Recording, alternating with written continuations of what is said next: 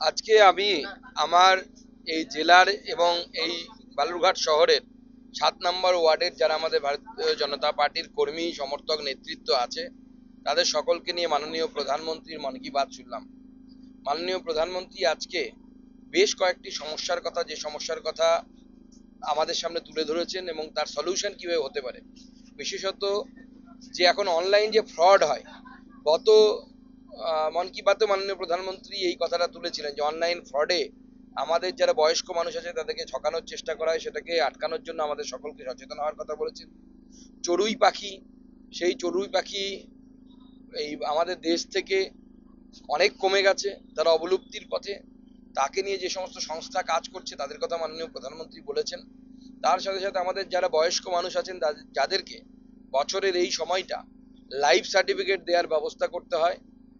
আগে নিয়ম ছিল যে ব্যাংকে গিয়েই লাইফ সার্টিফিকেট দিতে হবে, বর্তমানে নিয়ম পরিবর্তন করেছেন মাননীয় প্রধানমন্ত্রী।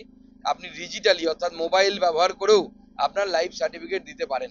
তো স্বাভাবিকভাবে আমরা ভারতীয় জনতা পার্টির তরফ থেকে সিদ্ধান্ত নিয়েছি যে আমাদের এই যে টাউন মণ্ডল আছে, টাউন মণ্ডলের সভাপতি বসে আছেন এখানে, তাকে আমি নির্দেশ দিয়েছি আমরা বালুরঘাট সহ যে 3টে মিউনিসিপ্যালিটি আছে, 3টে মিউনিসিপ্যালিটিতে বালুরঘাট, গঙ্গারামপুর এবং বুনিয়াদপুর, এই 3টে মিউনিসিপ্যালিটিতেই আমরা আমাদের পার্টির তরফ থেকে লাইফ সার্টিফিকেট ডিজিটালি দেওয়ার জন্য মানুষকে চেষ্টা করব এবং সেক্ষেত্রে আমরা সহযোগিতা করব মানুষকে আমাদের ইনফ্রাস্ট্রাকচার। আপাতত এখানে আমরা পাইলট প্রজেক্ট হিসেবে শুরু করছি। আমি তারপরে দেখবো যে এটা যদি সফলতা পায় সেক্ষেত্রে আমরা রাজ্যের অন্যান্য এমপিদেরকেও আমরা বলবো যে চালু করার জন্য।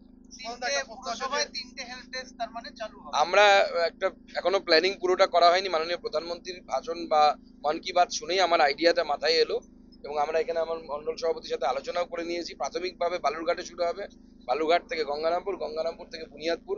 আমরা আমাদের একজন কর্মীকে প্রশিক্ষিত করব, সে এই এলাকায় গিয়ে বসবে, মিউনিসিপ্যালিটির এলাকাগুলোতে বসবে, বসে সেখানে মানুষকে আমরা সচেতন করাবো যে কারো যদি লাইফ সার্টিফিকেট ডিজিটালি সে যদি দিতে চায় তাহলে পরে তার ব্যবস্থা করবো। আপনি হচ্ছে উত্তর পূর্ব ভারতের প্রতিমন্ত্রী, উত্তর পূর্ব ভারত উন্নয়নে কি কি বিষয়গুলোর উপর জোর দিচ্ছেন? উত্তর পূর্ব উন্নয়নের যে মন্ত্রকের যে দায়িত্ব আছে সেই দায়িত্ব হচ্ছে মূলত মনিটরিং।